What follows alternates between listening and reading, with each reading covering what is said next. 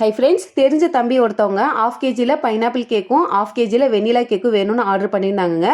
Pineapple cake பார்த்தீங்கன்னா இது வரைக்குமே நான் பண்ணதே இல்லை. இத்தனை வருஷம் பேக்கிங்கில் இதான் வந்து ஃபர்ஸ்ட் டைமு. ஸோ அதனால என்கிட்ட பைனாப்பிள் க்ரஷ்ஷு கிடையாதுங்க. எப்போவுமே நான் என்ன யோசிப்பேன்னா, நமக்கு எது தேவை இருக்கோ அந்த ஒரு பொருள் மட்டும்தான் வாங்கி வைக்கணும்னு நினைப்பேன். தேவையில்லாத பொருட்களில் காசை போட்டு செலவழிக்கணும்னு யோசிக்கவே மாட்டேன். ஸோ அந்த வகையில் நான் என்ன யோசிச்சேன்னா, ஆஃப் கேஜி கேக்கு தான். ஸோ நம்ம வந்து க்ரஷ்ஷை போய் வாங்கணும்னா எப்படியும் ஒரு 180-200 பக்கம்லாம் வந்துடும்.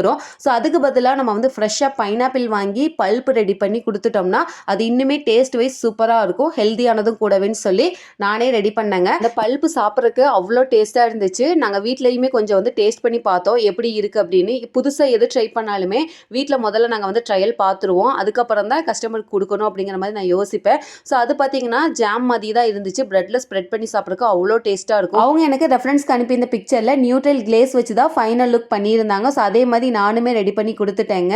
இதுவுமே ஹோம்மேடாக தான் ரெடி பண்ணது. நிறைய பேர் கேக் கேட்டு மெசேஜ் பண்ணுறீங்க, அல்ஹம்துலில்லாஹ். ஆனால் வெளியூர்லேருந்து தான் கேட்குறீங்க. நம்ம பார்த்தீங்கன்னா கோயம்புத்தூருக்குள்ளே மட்டும்தான் ஃப்ரெஷ் க்ரீம் கேக்ஸ் பண்ணி கொடுத்துட்ருக்கோங்க. ப்ரௌனிஸ் மட்டும்தான் ஆல் ஓவர் தமிழ்நாடு அவைலபிளாக இருக்குது.